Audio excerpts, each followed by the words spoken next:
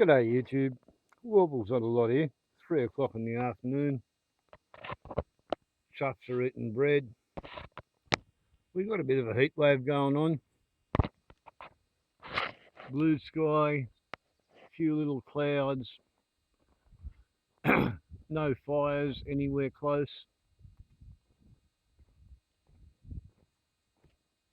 No rain today, probably not going to get any. Maybe some rain tomorrow and rain during the week. Alright, now that has just finished recharging the brush cutter after I did 50 minutes on it this morning between 9 and 10 o'clock sort of thing.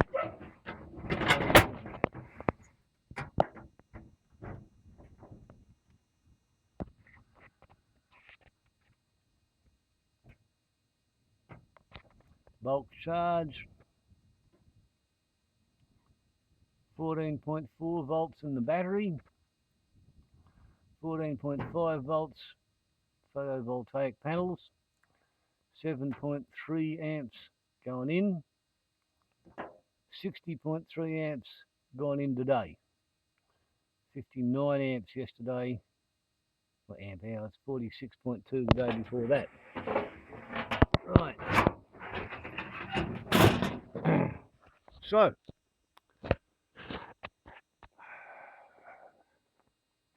the existing system can run the hut all night, and it can put up with 1 hour of that as well. And right at the moment, the batteries are almost kind of sort of full. But bugger me, it's really bloody hot. How hot is it? Yeah, righto. Well, there's the sun up there, and here's the ventilated, insulated, shaded thermometer, and it says we're at 34 degrees.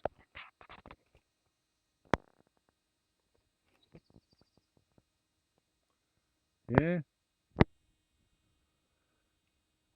Well, that's fun, you know, like yesterday was 33 and the day before that was 32 or 33 or something. Welcome to global warming. Now, some of you may be aware that I acquired back in 2019 or maybe 2018, I acquired one of these, which is an evaporative air cooler. And what have we got? 31 degrees inside, 34.3 degrees outside, 35% humidity inside, 20% outside.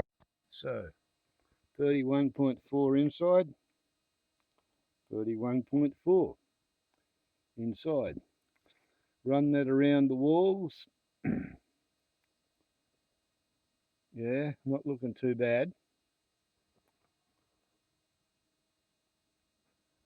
But the difficulty in here is that thing there, the camping fridge, it's got 160 watts feeding its 12 volt fridge. So top of it, yeah, it's only 30 degrees. But down there, 27.5, that's one of the coolest parts of the hut. 27.4, 26.5. Let's see what happens when we turn that on. But first up, floor temperature 25.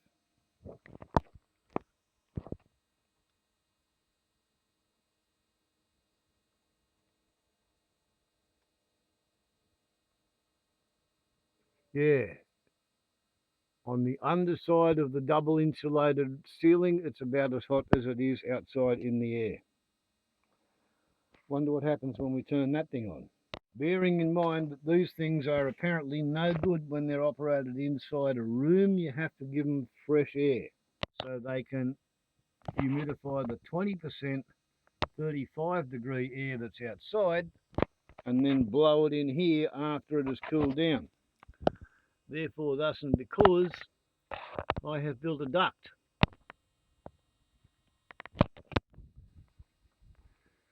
I actually took to the back wall of the hut and I cut a hole in it, and I've Oh yeah, I've got a duct which can suck air from the shady south side of the hut, which is about as cold as I can find any air to feed the thing with.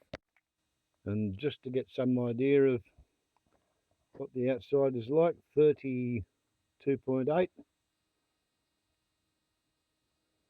31.8,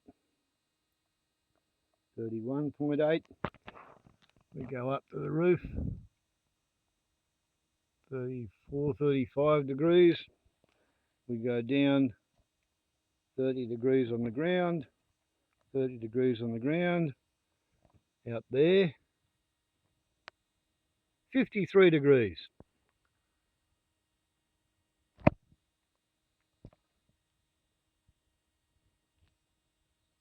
27, 28, 30 degrees over there, 50 to 55, 57 degrees on the ground out there, 31.9 on the floorboards, 31.6, 31.8, 33.9, 52.4. So let's whoops, how dare you give way under my feet. Yeah, what are you doing? Hey? What are you doing? You think you're going to bloody grow yourself a nest there, do you? You dickhead. That's not going to happen. At least the wasp isn't trying to bloody well grow a nest inside the hut. Okay. So the front of the evaporative cooler is 27.1 degrees. So we plug that in.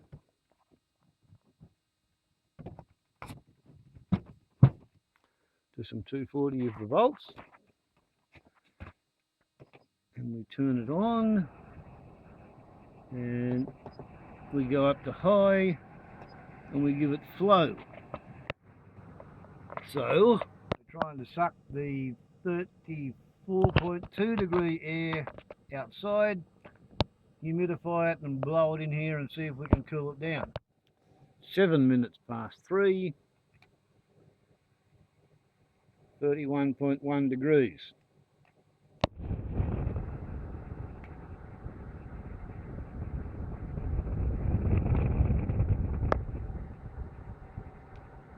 Okay, so what are we looking at?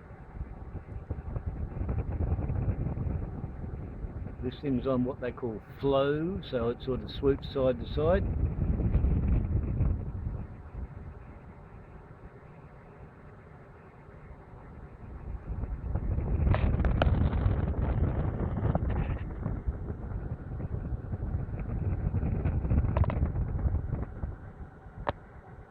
So yeah, that's depending on the bloody direction of the louvers.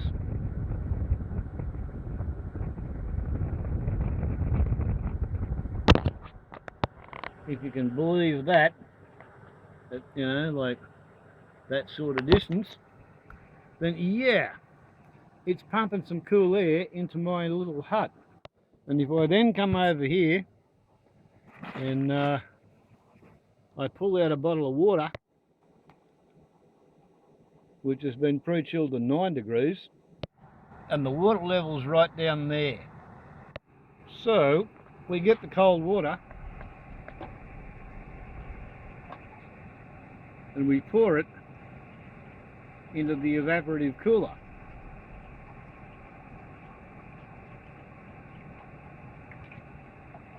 So we're using solar electricity to run the refrigerator, electric motor compressor type refrigerator, and the refrigerator cools down the water, and then we throw the water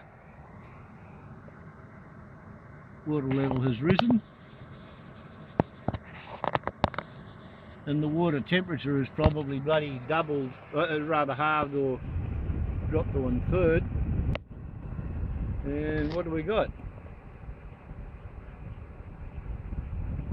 We've now got the stabilised airflow coming in.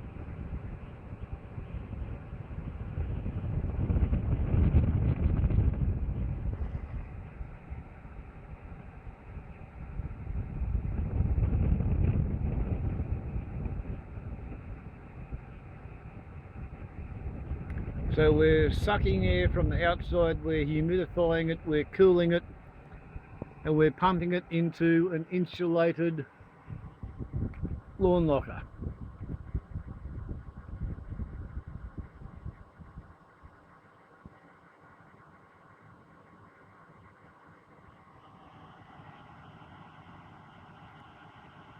And we're pumping cold air in, which is sort of falling down onto the ground. And what it means is, when it's 34 degrees outside, I can sit here and be at,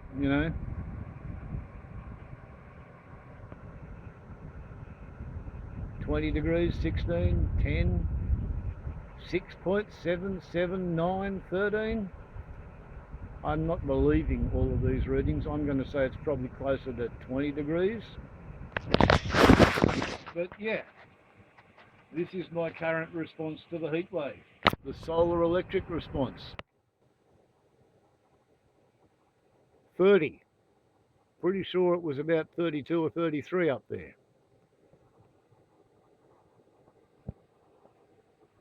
So I've now filled the hut with cool air.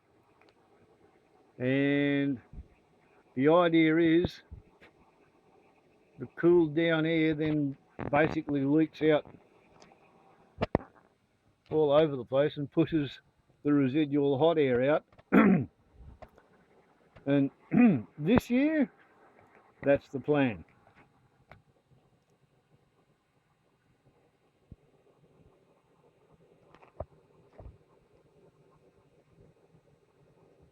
When you have a look at, yeah, that's 30 degrees on the window.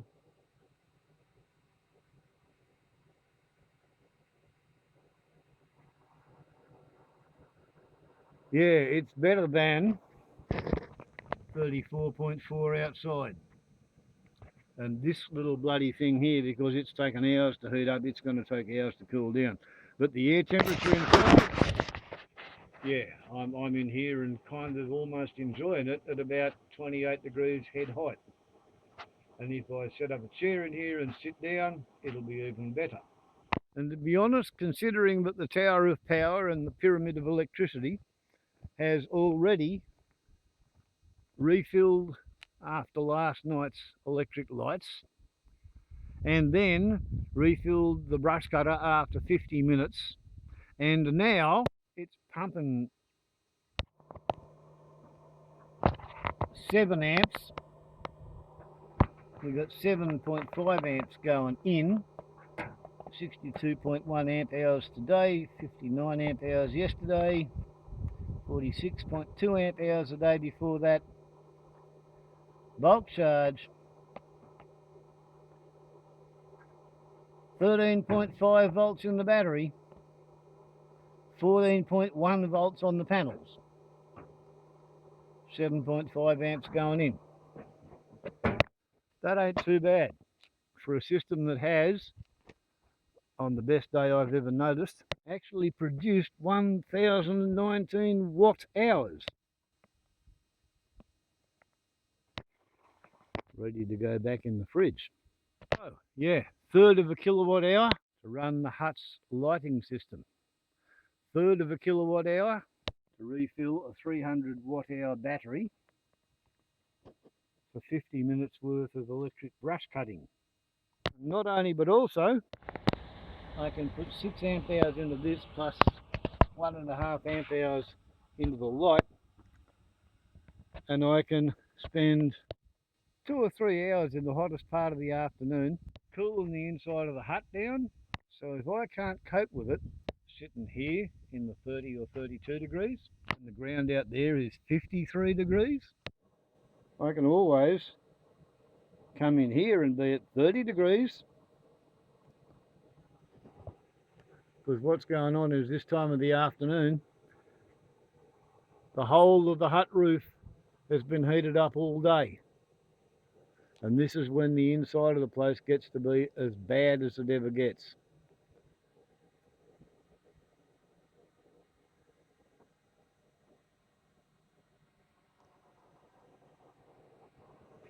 But the other option is tonight, when it cools down and the inside of the hut is still all warmed up, when the outside air cools down, I can use this thing to pump cold air into the hut.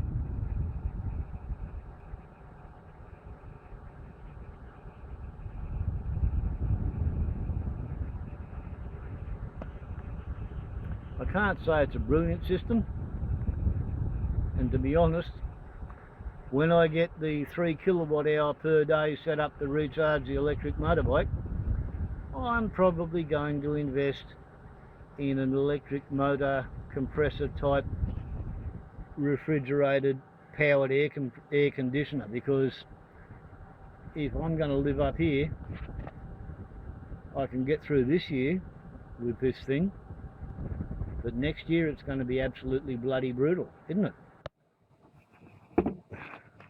Ready for next time.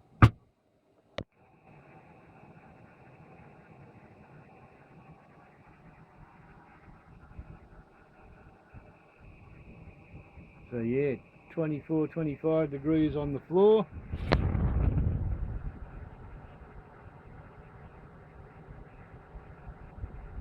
And that's about when we got the coldest air coming at us. 20 odd degrees being blown into the hut.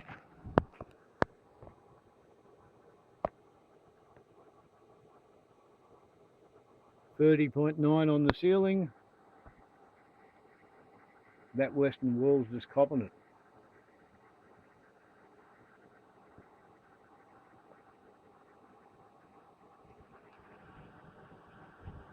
.25 degrees on the floor. So yeah,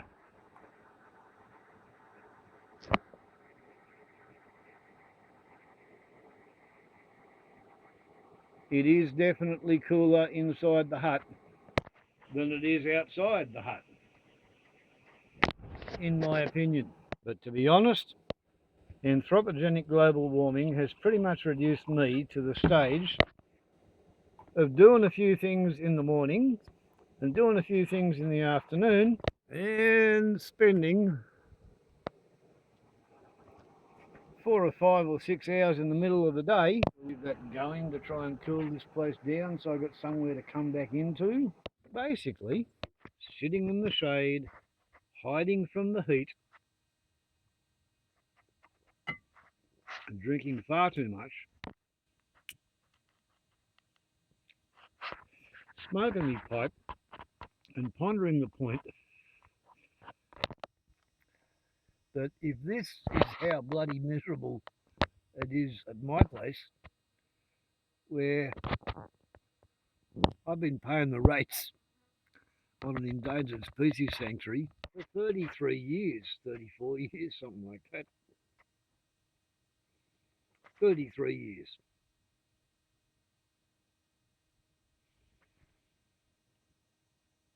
I've been doing whatever I can to reduce my anthropogenic global warming, fossil, carbon atmospheric emissions. And my life has been affected like this. I've spent, since 2018, $26,000 on my fire hose collection, and pumps, and tanks, and water, and sprinklers, and nozzles, and more hoses, and more nozzles, and more sprinklers, and there's another tower, and more lights, and all sorts of stuff. I've got about $4,000 worth of stuff I have yet to connect up and bring online. But that's just adaptation. I'm now starting to have to go to photovoltaic standalone air conditioning.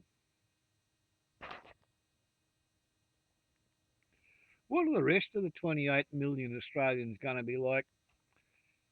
Because most of them who've even condescended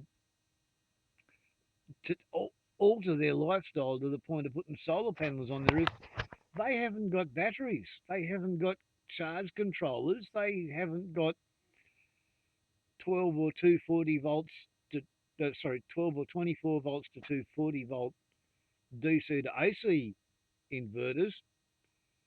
What they've got is grid tie inverters, which require being synchronized by the 50 cycles per second alternating current in the grid so that their inverter knows what to do with their direct current solar power on the roof.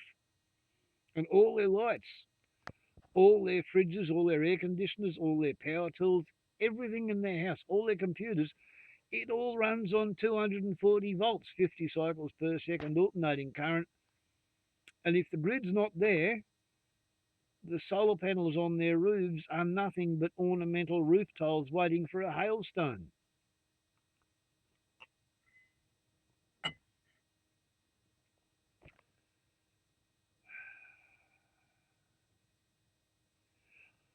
I came into a small inheritance last year, or this year.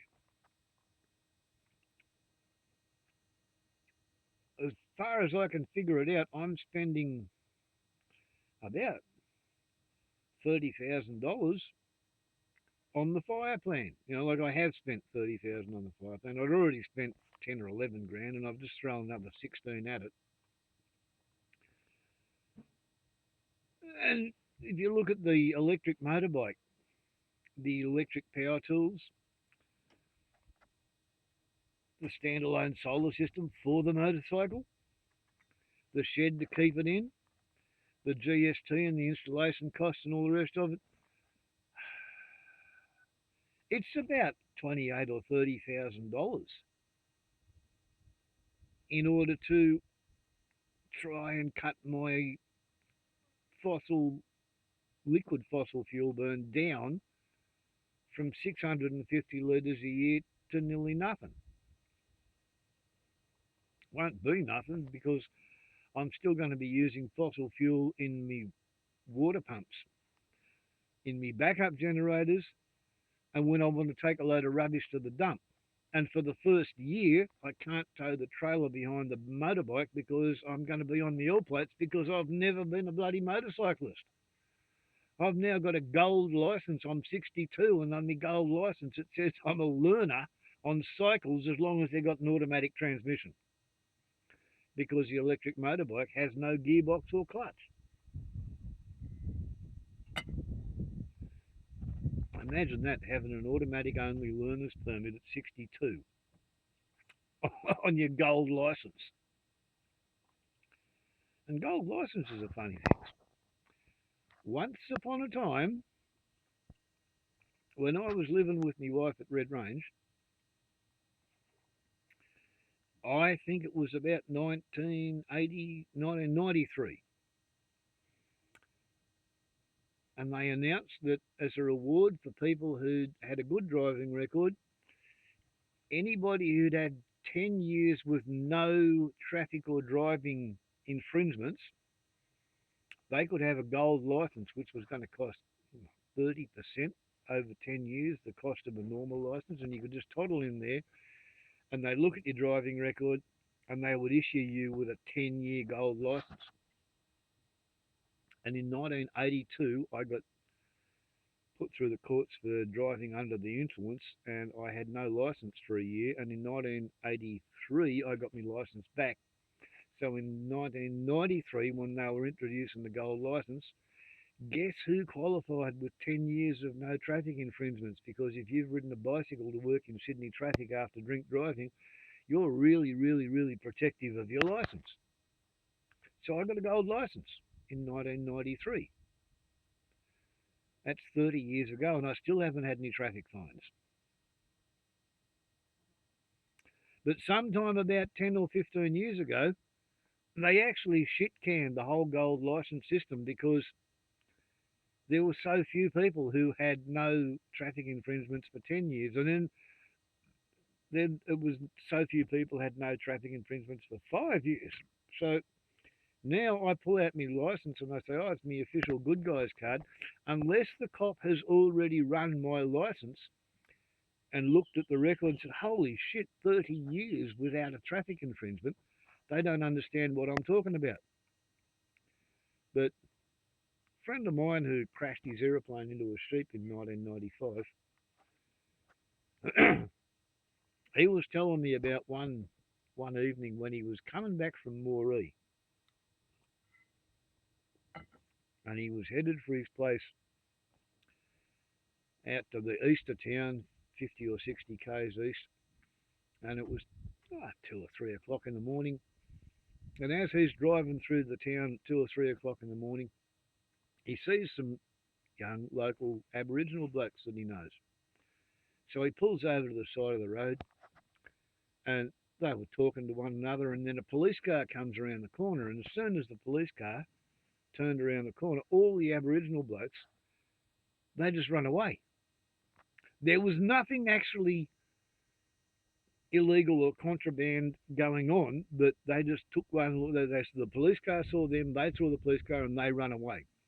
So that meant my mate, Canada John William Robson was his name. There he is at 3 o'clock in the morning, and the police car's coming over to his vehicle to see what he was doing, talking to those black fellas and why they run away. And well, Johnny was a pretty interesting character. He had a pyramid on the local alternative lifestyle community. He had a teepee, which he used to pitch in the pine forest at Armidale with the New England Medieval Art Society. And before he discovered there was a hippie commune in the valley, he'd bought 100 acres and he'd built himself a residence constructed with round poles that he cut on his own place, and he put them up and he covered them with the roofing iron which had been left on the ground after the rednecks burnt the Newton Boyd pub.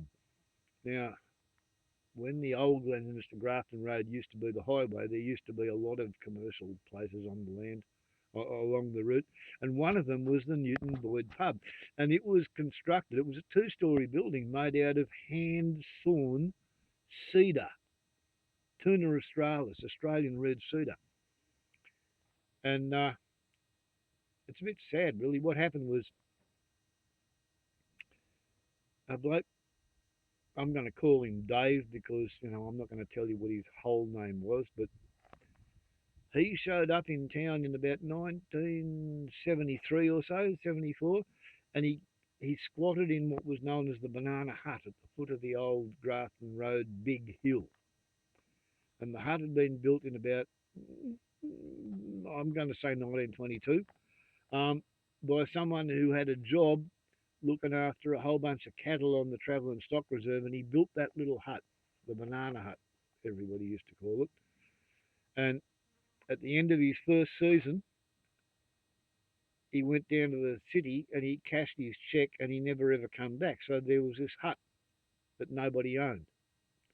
And it was in the town of Mitchell and it was on land that was owned by the federal government. So a lot of people used to go there and they used to use it for their holiday house, like apropos of no paperwork at all whatsoever. They knew it was there. They knew nobody owned it. Nobody could stop them from going there. So they used so to do. Well, 1975, De La Salle College Armidale had closed. I was brought back to Glen Innes High School. I joined the Glen Innes High School cadets because they would have me. I had been a drummer boy in the De La Salle Armidale cadets. I was very keen, raised on Anzac Day and the Biggles books. And in about February 1975, they took us on a bivouac. And we went down and basically camped in Dave's front yard beside the Banana Hut. And we were told, don't go over there. They're hippies over there, like they might be wearing no clothes.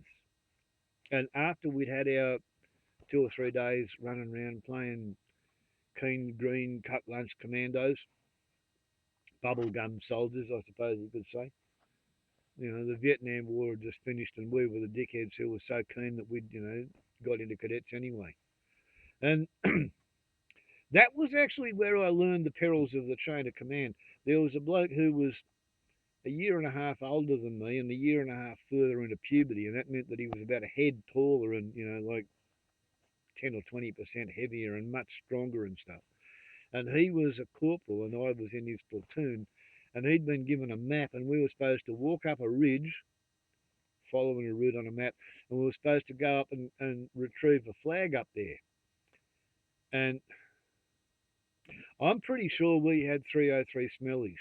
We had plastic ammunition, dummies, but we were carrying smellies and day packs, and we were wearing jungle greens and berets and full clodhopper army boots. And this cretinous moronic piece of shit was so stupeficated he didn't understumble the difference between a ridge and a gully because he couldn't read a topographic map. But he had, like a couple of years further into puberty, and he was giving us a lawful command to carry our rifles over our head and march up the fucking creek bed. Therefore, I refused to go and have the final acceptance interview with the Royal Australian Army when they invited me into Sydney to the recruiting centre.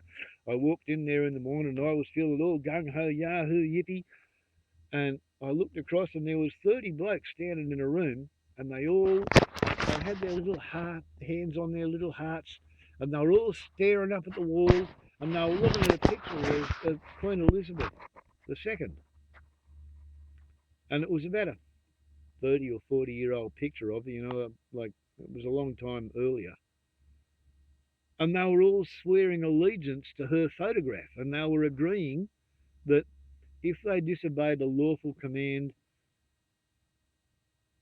on the field of battle while under fire, they were agreeing to be shot in the back of the head by their own officers as they were trying to retreat. They were agreeing to be told and forced to march up that fucking creek bed like I was when I was 14. And that was enough for me. I stopped on the spot and I turned around and I walked back out the door, and I've never, ever, ever wanted to join any military farce ever since. Yeah? Never wanted to do that. So when we finished our bivouac after 3 days, where I had the big learning of my life that the chain of command is full of horse shit, because anybody who's incompetent, anybody who's incapable of doing what you want them to do when you are in the military, the easiest way you can get rid of that fucking idiot is to write a favourable proficiency report and have them posted and promoted. And they go somewhere else, and eventually they are promoted to the point where they fuck up and somebody dies, and then they get kicked out. And your priority, if you got them in your chain of command, is to get rid of the prick. Yeah, well, I was under one of such pricks, and there was absolutely no way I ever wanted to have anything to do with signing up in peacetime to expect my politicians to keep Australia out of shit fights, which would cause me to go off and have to kill strangers in the middle of nowhere anybody in my hometown had ever heard about. Because if you agree to fight, you agree to die, right? If I was a warriorist, if I thought that fighting meant that I was entitled to defend myself, you pick a fight with me, you are inviting me literally to attempt to do so much damage to your neurology and your neuromuscular skeletal system as to render you incapable of being able to threaten me in any way at all whatsoever. Last time I was in a fight, I remember commencing an attack on the man's head, and as I was swinging my club, walking stick, I processed the information that you're about to hit him on the side of his skull. You're going to fracture his middle meningeal artery. He's going to suffer a subdural hematoma, and as long as he gets burr holes by a competent neurosurgeon within 6 hours, he's not going to die. And then I processed the fact that he'd already broken my landline telephone and I had no idea what had happened to my mobile phone, and the nearest house with a landline was over a kilometre away. And I had no idea if I was going to be able to call an ambulance to stop him from dying, and if he died, I couldn't explain his death to a magistrate. It was going to look like me hitting him in the head and killing the bastard just because he showed up at my place. So I altered the blow, and instead of hitting him in the head, I tried to break the bastard's leg.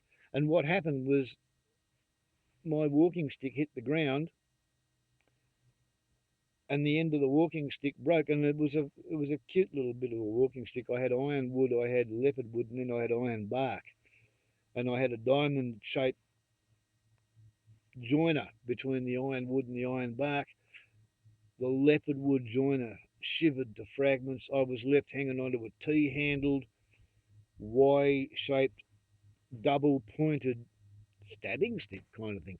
And I recall thinking, if I stick that up his under his jaw, yeah, he's not going to be able to attack me any no more. But I can't explain that to the magistrate either. And if I can't explain it to the magistrate after, at that time, 25 years of preaching pacifism, how am I going to explain it to me God theory? So I invited him to go ahead and try and kill me. If he wanted to kill me, I was, that's fine. It's going to be his problem explaining it to the magistrate, because there's no way he can clean up the mess he's going to leave after he kills me. And if I'm dead, I can come and talk to him every night between midnight and dawn. That's what the midnight visitors are. That's why so many people who've taken pay to go away and kill strangers, they're still shivering and quivering and freaking out, and they can't sleep today.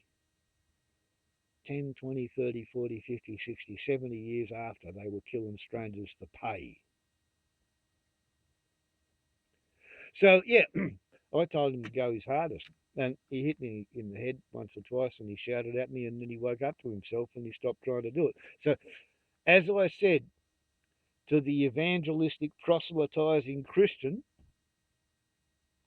Reginald Trethewey, who lives at Deepwater, I've known him my whole life. He's a really nice bloke. But one of his more tedious habits is he thinks that because Christianity, in his eyes, works for him, therefore he should actively attempt to convince other people to get into his religion. And I was doing my shopping, and I met the bugger, and I saw him there. I went over and said good day, and we swapped notes. And sure enough, he could not resist. He had to keep pushing his religion on me, asking me to take one of his Gideon Bibles. And I tried very, very hard to get into a discussion on comparative theology, and all he kept saying was, oh, but what you're saying is not in my Bible. What you're saying is not in my Bible. And it was really kind of sad, because he didn't get the idea that if he wants to go out there and tell 10,000 people who live in the Shire while he's sitting beside the supermarket that his God theory is so bloody good that everybody else should come and listen to him, he didn't get the idea that anybody else is able to tell him how good their God theory is. So when I tried to explain to him, listen, mate, my God theory is good enough that when somebody comes and tears the doors off me hut and wants to kill me, when I surrender to him, just like Joshua ben David said 2,000 years ago, turn the other cheek. And that actually bloody works.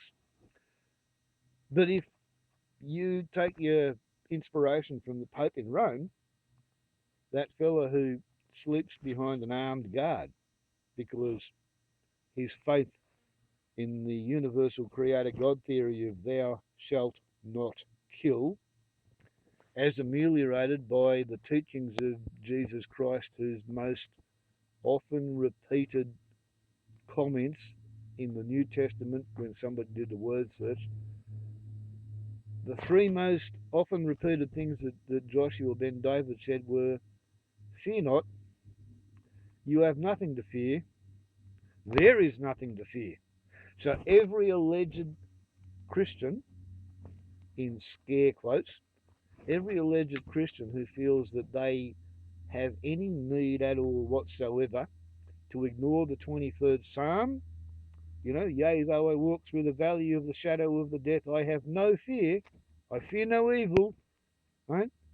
Because my God theory is fucking bigger and better and more powerful than the God theory of any self-centered, lily-livered, cowardly prick who wants to sneak up on me and do bad shit unto me. That's what the 23rd Psalm says.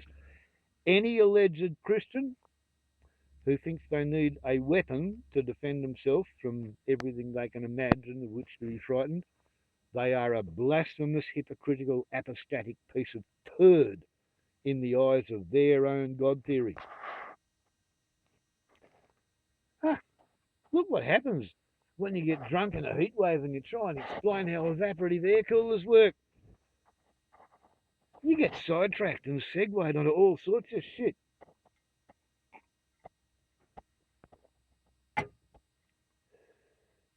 I really don't quite understand how I got to there. I was talking about evaporative air coolers, adapting to global warming, and what I was trying to get across is that I've spent, in the last 5 years, I've now spent $60,000 trying to adapt to global warming so I can continue to try to live in my little bloody regrowth forest.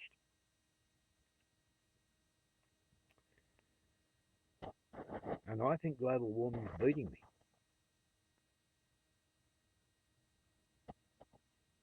Once I get another 3 kilowatt hours a day, so I'm going to have 4 kilowatt hours a day. It's kind of the equivalent of 6 horsepower hours per day. Do you have any fucking idea how much work you got to do to get 6 hours of work out of one horse? Let alone 1 hour of work out of 6 horses.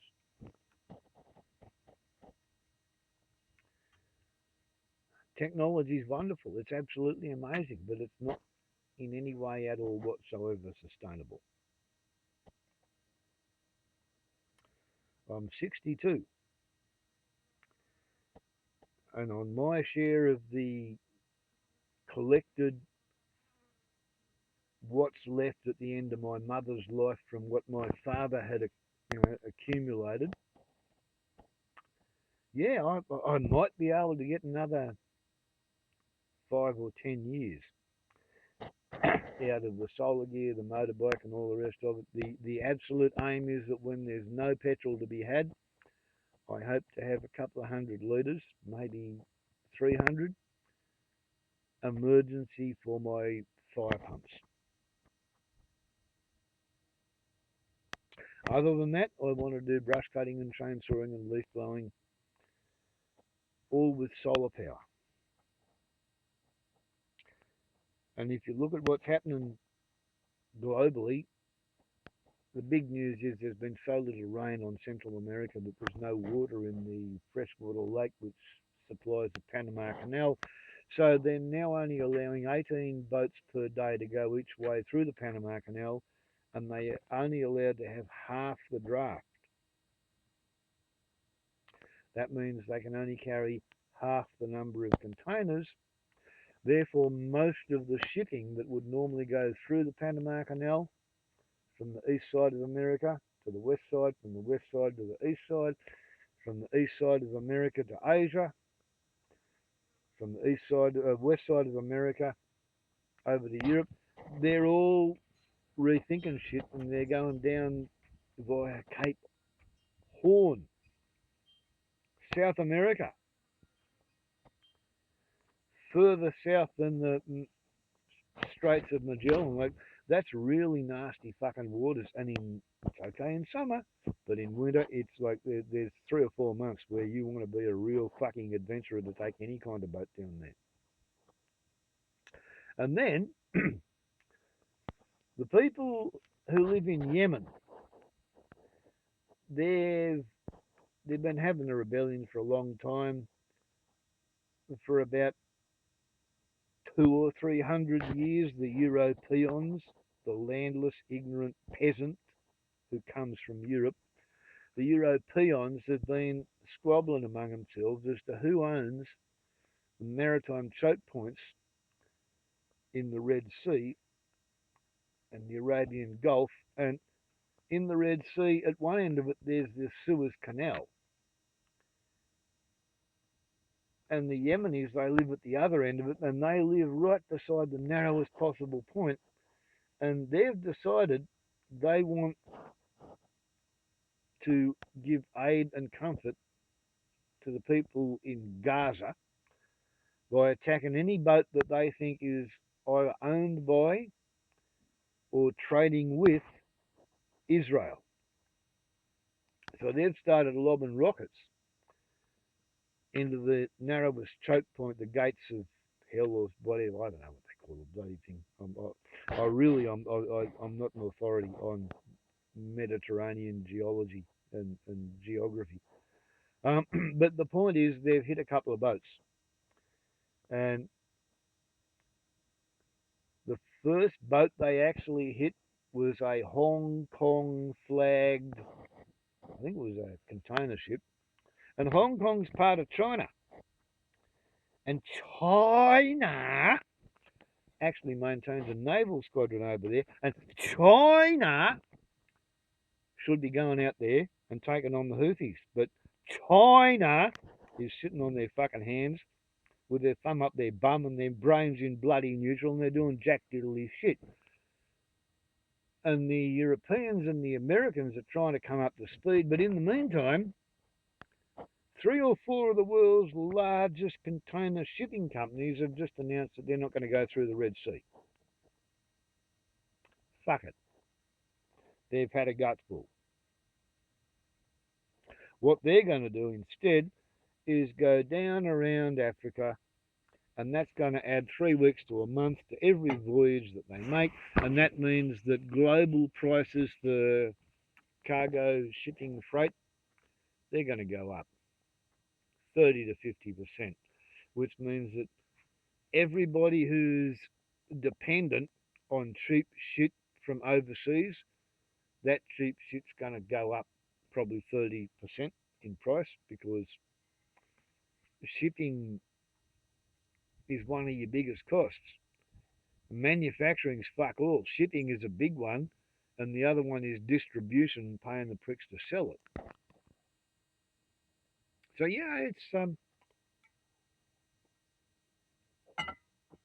my challenge at the moment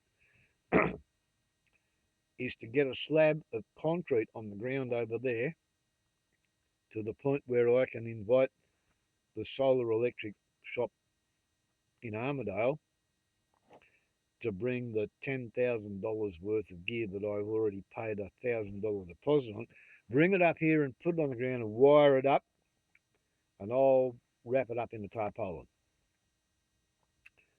And the $2,000 shed that I've already paid for in the shop in town, I will then erect the shed around the tarpaulin, covering the wired up $10,000 worth of electrical gear. And when I've got enough shit that I can count on 3 kilowatt hours on a hot day, I won't be fucking around with a 60 watt evaporative air cooler to try and keep me hut safe. I'll go out, and I might have to, stop drinking for a few months. I don't know, because I'm drinking way too much. But the idea is I'll get myself an actual air conditioner, and I'll set it up so I can actually cool the hut down. And on days when it's too hot for the solar panels and the batteries to feed both the fridge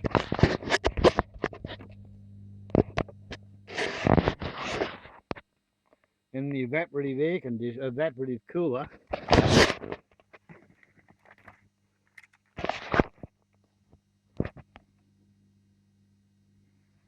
in the tent, which is currently at 46 degrees. And that is in fact in front of an open window. I haven't had the thing on But when this place over here gets to be on the unbearable side of, oh shit, I can't live there, then what's going to happen is, unless the daughter gets around to erecting her house, insulating it, and making her own little bloody thermal retreat cave, I'm going to have to come up with sufficient solar electricity to run an actual air conditioner in the insulated hut, and she can come over and sit in the bloody cool cave with me and wait for the bloody day to go away.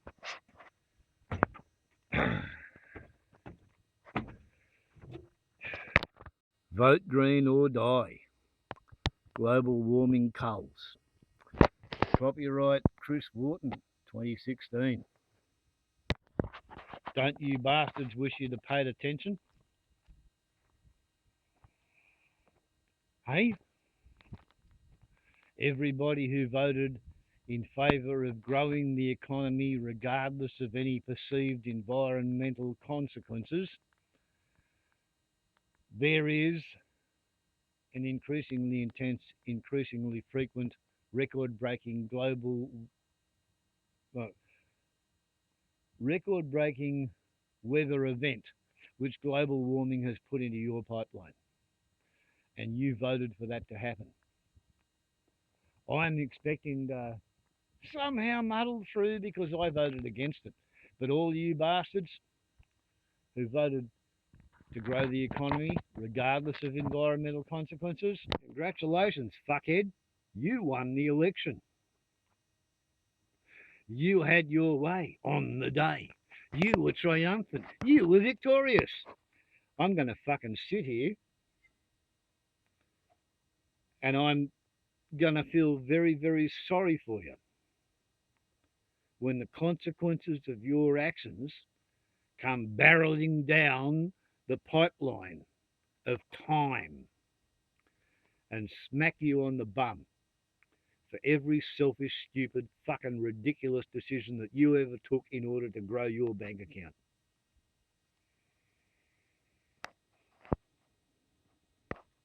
I'm too well mannered to curse you.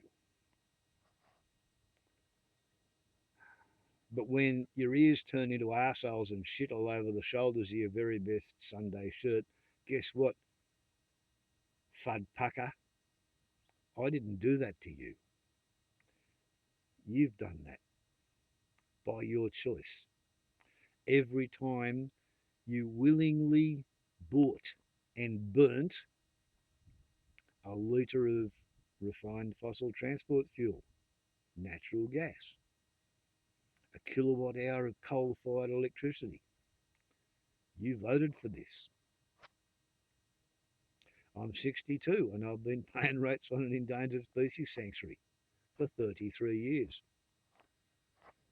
If anybody is in a position to cast aspersions at 8 billion of you fucking wankers, you nest fouling despoilers of the planet that I have to live on, yeah, I feel like I can do that. I'm not rich. I spend what money I've got trying not to make shit get any worse. And even after COVID, every national government on the planet responded by attempting to regrow the economy to pre-COVID levels and see if they could surpass economic growth. I've lost every election I've voted in since 1980. Apart from twice when the midwife from the local hippie commune was standing as mayor in my local town council, and she first got in and I voted for her, and the second time I voted for her they made her mayor. It's the only time I've ever voted for the winning side. And since then, a stock standard bog normal National Party style of a redneck has overtaken my mate, and she's no longer on council. And bugger that, not going to do that anymore. Been there, done that.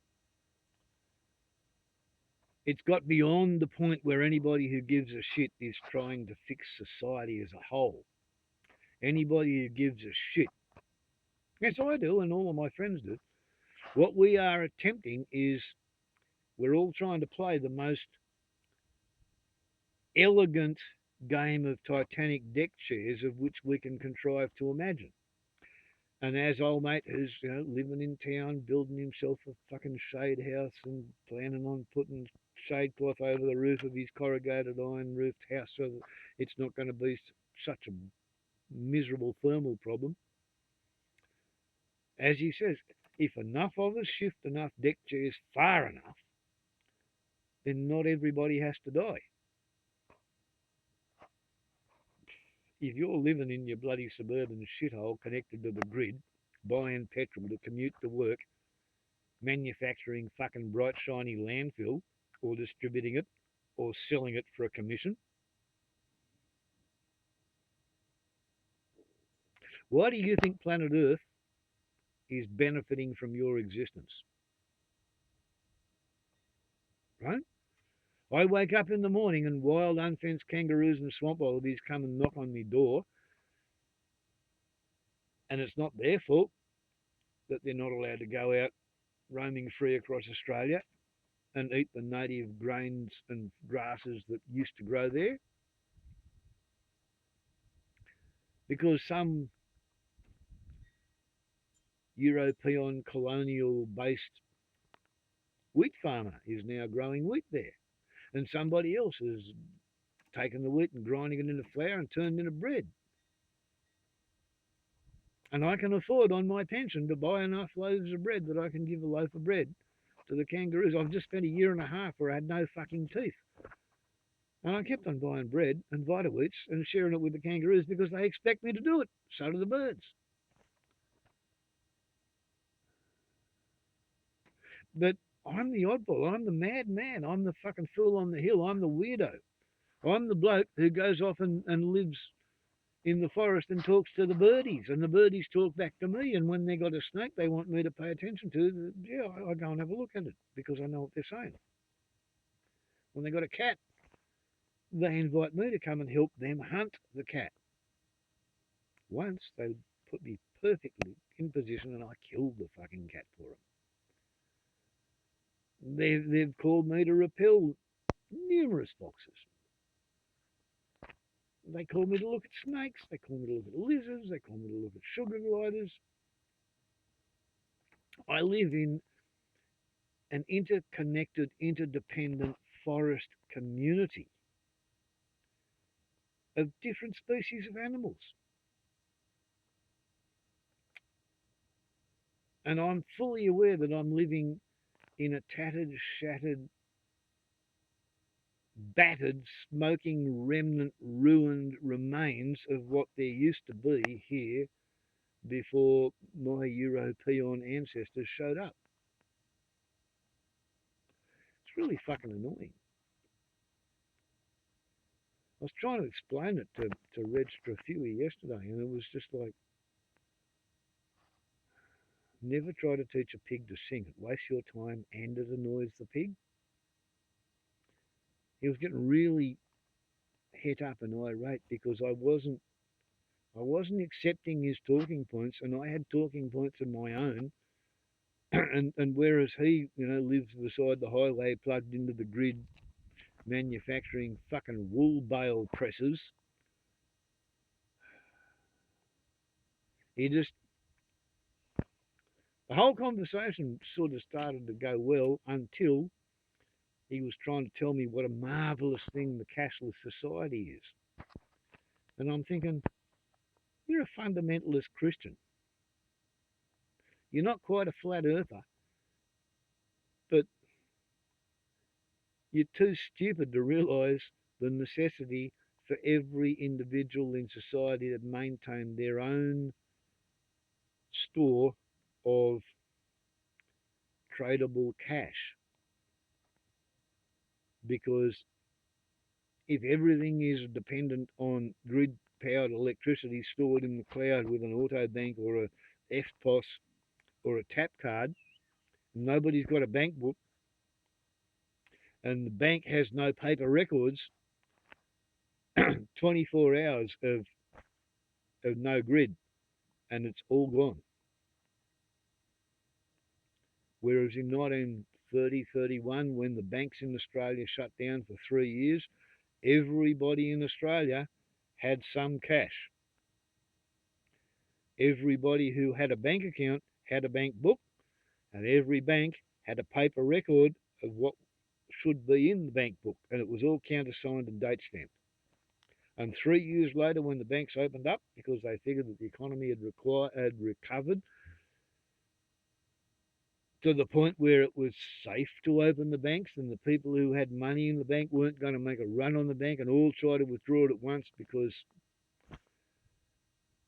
the creation of credit cycle means the bank doesn't actually have your money in the bank. They've already loaned it out to somebody else on a fractional basis. Yeah, 3 years, no banks. You couldn't go to the auto bank. If you didn't have the money under your bed, in your wallet, in a jam jar, saved up, if you had not saved up the purchase price, you could not buy anything for 3 years. My dad was born in 1909.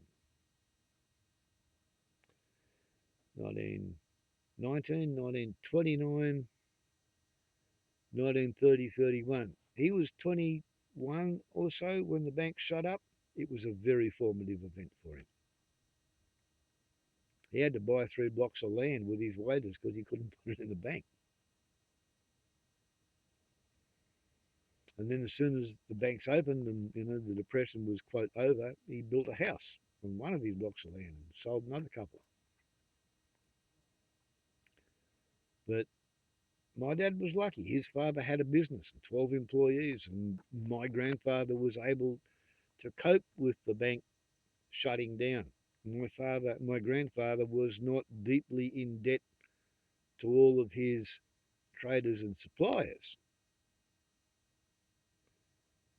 He might have had a bank loan or something like that, but if the bank shuts its fucking door, you don't have to pay the bank loan, do you? How many Australians are waiting for the banks to collapse so they don't have to finish paying their home loan? How many of them have thought through the fact that if they haven't got grid-powered electricity food in their house, it's an uninhabitable shithole. And if you've got a swimming pool that's got a swimming pool in the backyard, with no grid-fired electricity, your swimming pool is a fucking toxic mosquito swamp. And you got no water and no sewerage either. The towns and suburbs and cities of Australia are about to become absolutely fucking uninhabitable, as well as major targets for bushfires. All the miserable, disgruntled, disaffected fucking half-wits that you can imagine. They're going to be going into the local supermarket, buying themselves a packet of cigarette lighters. Come on. Yeah, you can come here. That's a boy. Come on. Do you want me to come over to you? No? No, you're too scared for that.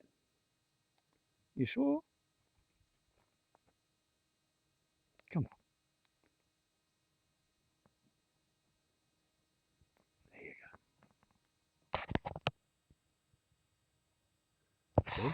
I told you. I share my spare food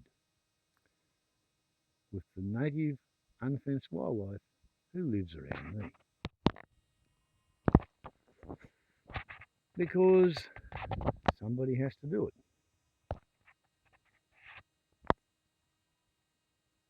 Yeah?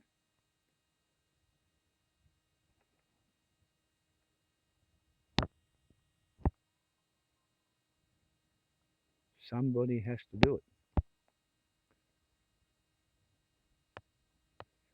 We live in an interdependent, interspecies community. We live in an ecology. The idea is not to try and harvest everything for yourself. The idea is to share whatever you got. If you have a surplus, store it in your next door neighbour's belly. And then when you got nothing, they'll store their surplus in your guts. Try and get along with the local wildlife. Just bear in mind, the critters that live here now today, they have been genetically perfected and designed and epigenetically fine-tuned to be the absolute best life form in their species for living right here, right now today. There's nothing you can go anywhere in the world and bring back to here that's going to live here any better in a sustainable fashion than anything that's already been living here for 100,000 fucking years before you dreamt up your bright idea, you stupid European piece of shit! You fucking dodo eater! You assholes who invented the proprietary limited company so you could go out and share the profits while refusing responsibility for the destruction that you've wrought while trying to get rich. You fucked my world. I've spent my life trying to get 100 acres to look as much like it did before Captain Cook showed here and Arthur Phillip let go the sheep and potato brigade. And you arseholes who voted for global warming, you fucking killed half my forest 5 years ago.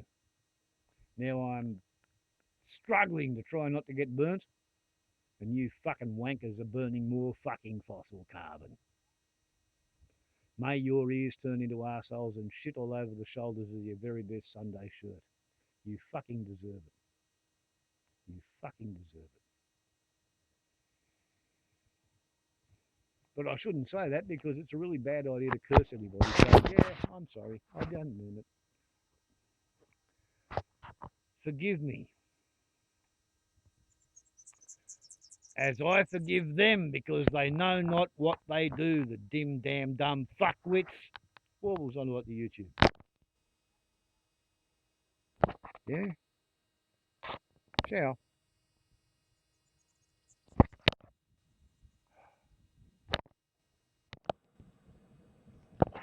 31 versus 34. 31.2. 31.5. 33.2. See, I told you in the afternoon the roofing iron's already hot. There's a heat pulse that comes down from up there. Real fucking pain in the ass. Down there, 27, 28, 31 and a half there on the window, 32 and a half there on the window.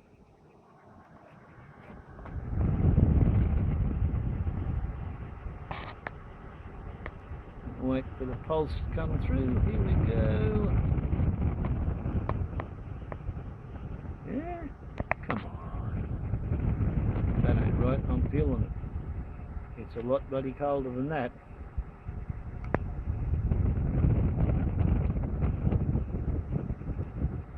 Wow.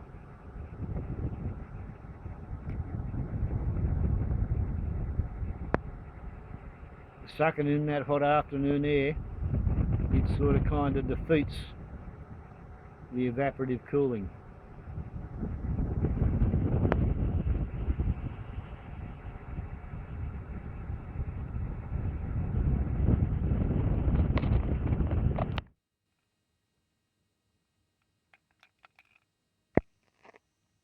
And that's why my next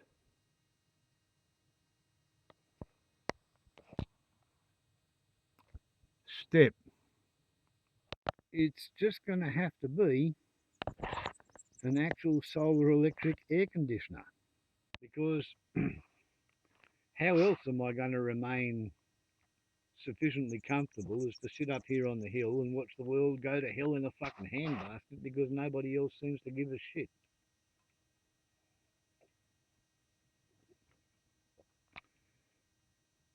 Every society needs a fool on the hill. Otherwise, the Beatles would never have sung of the roll, apparently. And around here, I appear to have got the gig, partly because I come equipped with my own hill. My front doorstep is vertically superior to everybody else's rooftop, 15 to 35 kilometres, 360 degrees of the horizon. I'm well suited to be the fool on the hill, the mad scientist, the hillbilly hermit, the pacifist vegetarian celibate poet, the tree-hugging greenie, the extreme green activist. Somebody has to fucking do it. And if not me, then who else is going to do this bloody job? Wobbles on a lot to YouTube. Day drinking in a heat wave. Suck it up, cupcakes. It's not actually that bad if you're prepared. Ciao.